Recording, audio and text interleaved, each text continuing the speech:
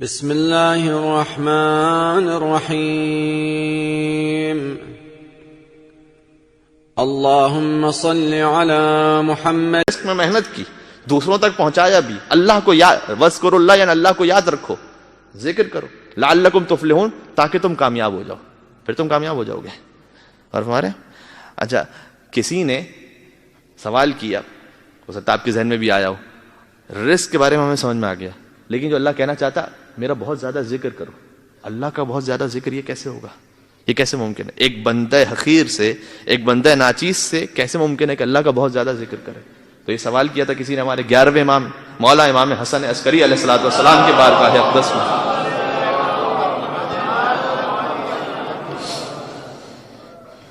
کہ مولا یہ سورہ مبارکہ جمعہ میں یہ حصہ میں آپ سے پوچھنا چاہتا ہوں، وذکروا اللہ کثیرا، اللہ کا بہت زیادہ ذکر کرو، یہ اللہ کا ذکر کثیر کیسے ہوگا؟ دیکھیں ہم اتنے ناچیز اور حقیر ہیں کہ اگر پروردگار عالم مثلا حضرت موسیٰ سے اللہ نے کہا کہ اے موسیٰ میرا ویسا شکر ادا کرو جیسا شکر ادا کرنے کا حق ہے، میرا بہت زیادہ شکر ادا کرو. حضرت موسیٰ نے اس وقت بھی یہ کہا تھا کہ پروردگار میں کتنا ہی شکر ادا کر لوں لیکن وہ بہت زیادہ تو نہیں ہو سکتا، اس لیے کہ ان تعدوا نعمت اللہ لا تحصوها، اگر میں نعمتوں کو شمار کرنا چاہوں تو شمار کر ہی نہیں سکتا مالک، تو میں کیسے بہت زیادہ شکر ادا کروں؟ تو اس وقت پروردگار کی وحی نازل ہوئی کہ اے موسیٰ اگر تم نے یہ دل میں احساس کر لیا کہ مجھ میں یہ طاقت نہیں ہے کہ میں اللہ کا بہت شکر ادا کر سکوں، تو سمجھ جاؤ کہ تم نے ویسا شکر ادا کر دیا جیسا شکر ادا کرنے کا حق تھا. اللہ اکبر، یہ احساس تمہارے دل میں پیدا ہو گیا کہ میں کر ہی نہیں سکتا شکر. تو اب اللہ کا ذکر کیسے کریں؟ بہت زیادہ ذکر، 1000 مرتبہ سبحان اللہ کہیں، 10,000 مرتبہ میں یجیب پڑھیں، کیسے اللہ کا ذکر ہوگا؟ تو اس نے امام سوال کیا کہ مولا اس آیت پہ کیسے عمل ہوگا؟ تو امام نے جواب دیا کہ تم نے کیا سمجھا کہ کیا اللہ یہ چاہتا ہے کہ تمہارے عدد کو خالی بڑھائے؟ یعنی امام وہی کہنا چاہتے تھے کہ تم 10,000 مرتبہ کہو، کچھ 1,00,000 مرتبہ الحمدللہ کہو، تو کیا تم یہ سمجھتے ہو اللہ یہ چاہتا ہے؟ کہا نہیں مولا میں آپ سے پوچھنا چاہتا ہوں. امام نے کہا کہ نہیں، اس میں اللہ یہ نہیں چاہتا ہے تم اپنے عدد کو بڑھاتے رہو. یہ جو قرآن کریم میں 11ویں امام کی حدیث، قرآن کریم میں جو اللہ کہہ رہا ہے کہ میرا بہت زیادہ ذکر کرو، یہ در حقیقت میری دادی فاطمہ زہرا سلام اللہ علیہ کی تسبیح کے بارے میں بیان کیا جا رہا ہے. آواز بلند رتبے تھے محمد اور آل محمد پر.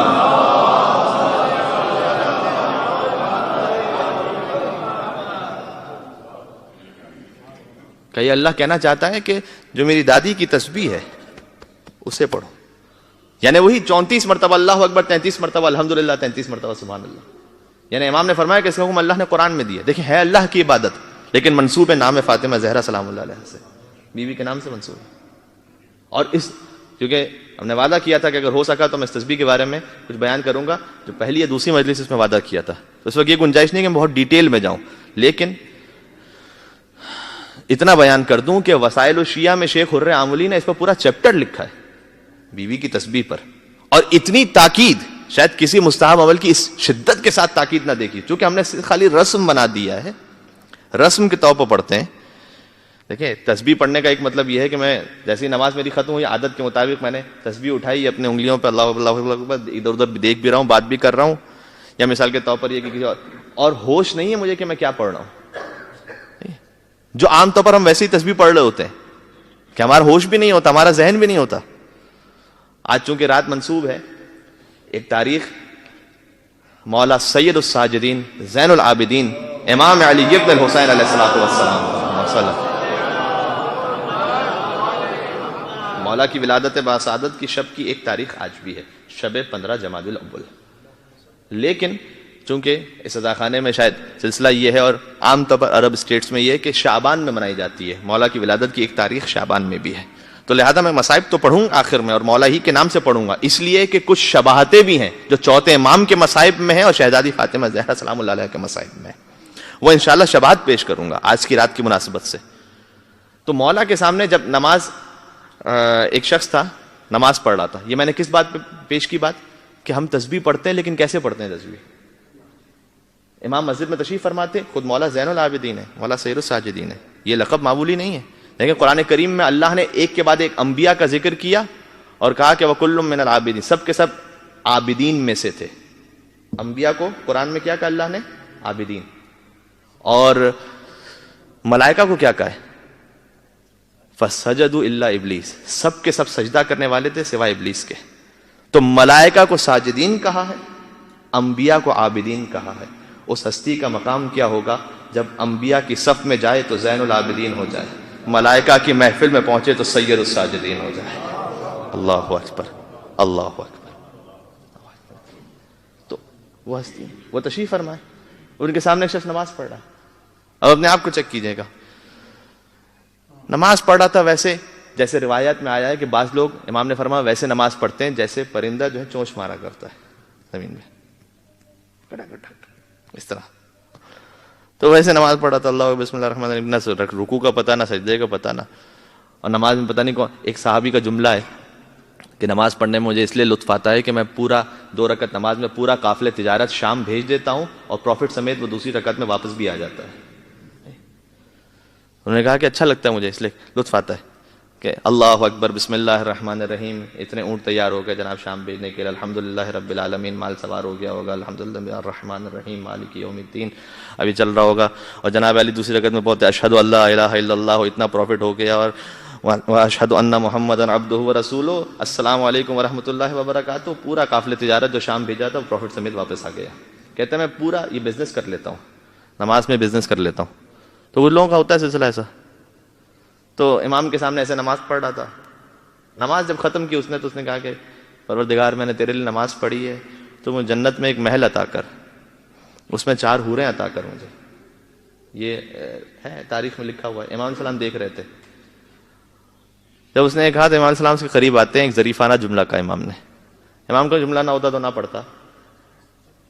امام نے کہا تو اپنی دعا دہرا. اس نے کہا میں نے اللہ کے لیے نماز پڑھی ہے تو میں اللہ سے کہہ رہا ہوں کہ مجھے جنت عطا کر، اس میں محل عطا کر، اس میں 4 حوریں عطا کر. امام نے اسے دیکھا اور کہا کہ اے شخص، حق کے مہر تو اتنا کم بھیج رہا ہے اور چلا ہے 4 حوروں سے شادیاں کرنے کے لیے. حق کے مہر تو نے بھیجا ہی نہیں ہے. تو نماز پڑھ لینا، تسبیح پڑھ لینا. لوگ کہتے ہیں مولانا آپ فضائل بیان کرتے ہیں، تسبیح پڑھیں تو ایسا ہو جائے گا، رزق میں وسعت ہو جائے گی، دل کو سکون ملے گا. مولانا کرتے نہیں ہوتا ایسا. یہ سوال آج کا نہیں ہے، کسی نے امام علیہ السلام سے پوچھا تھا کہ مولا قرآن نے وعدہ کیا ہے کہ ان الصلاۃ تنہی عن الفحشاء والمنکر، نماز تو منکرات سے روکتی ہے، ہم تو نماز پڑھتے ہیں، ہم نہیں روکتے منکرات سے. ایسا کیوں ہے؟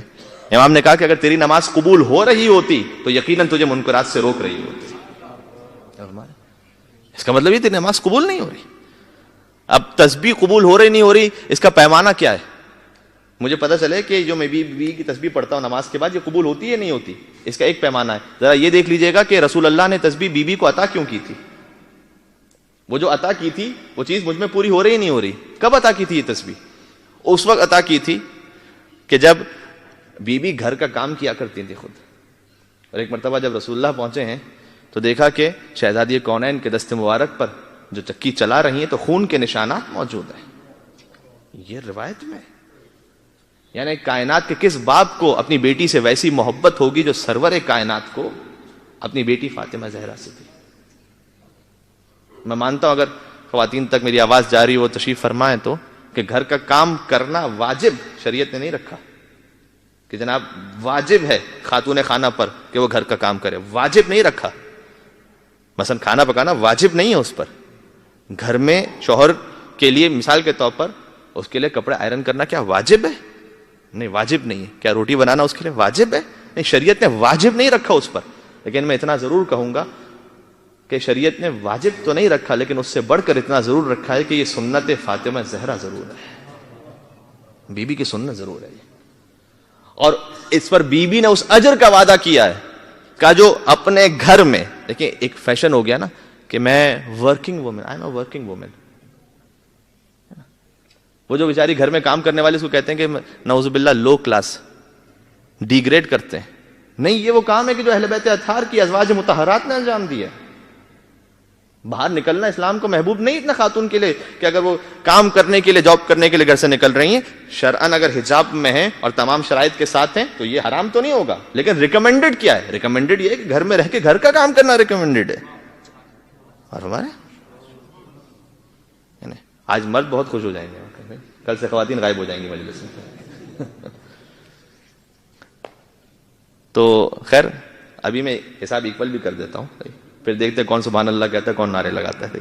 وہ سب صلوات علی محمد و آل محمد.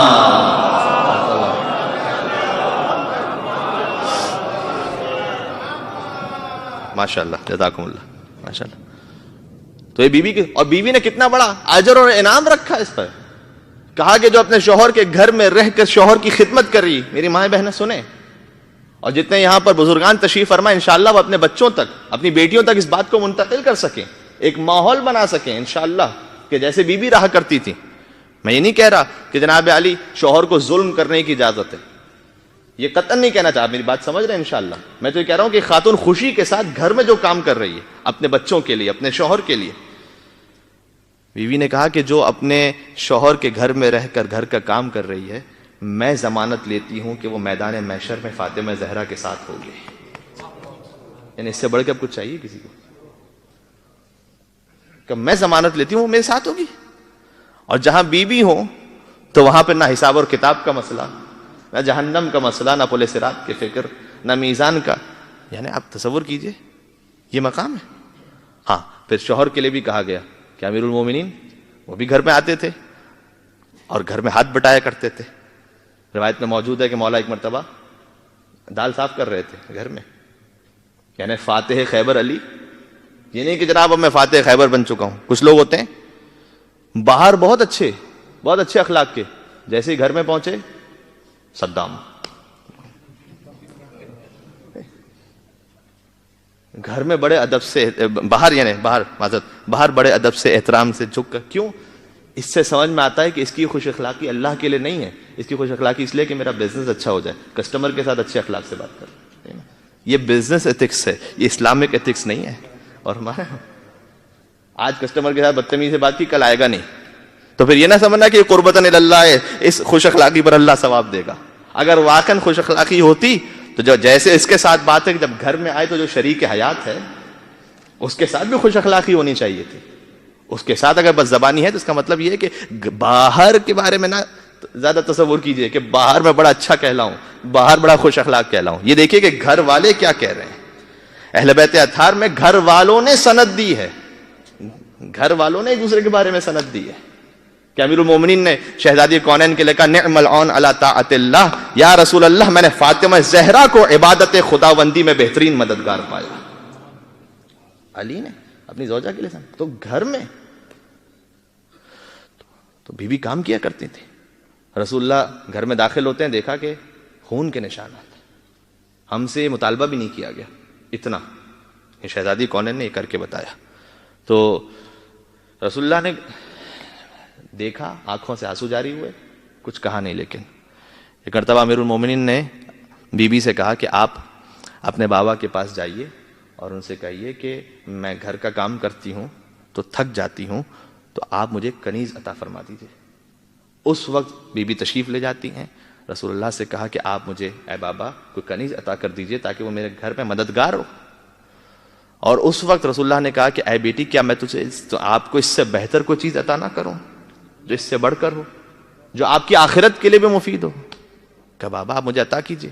اس وقت وہ تسبیح رسول اللہ نے عطا کی جو ہم تک شہزادی کونین کے نام سے تسبیح پہنچے.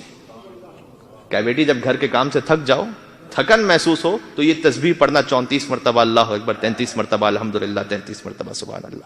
اور اب میں کیا کہہ رہا تھا، اب اگر آپ تصور کرنا چاہتے ہیں، دیکھنا چاہتے ہیں کہ میری تسبیح قبول ہوتی یا نہیں ہوتی، تو رسول اللہ نے تسبیح کیوں عطا کی تھی؟ جب تھکن میں پڑھو تو سکون محسوس ہو. اس تسبیح کو پڑھنے کے بعد اگر آپ کو سکون محسوس ہو، اس کا مطلب یہ کہ میں نے تسبیح ویسے پڑھی ہے کہ جیسے رسول اللہ چاہتے تھے. اور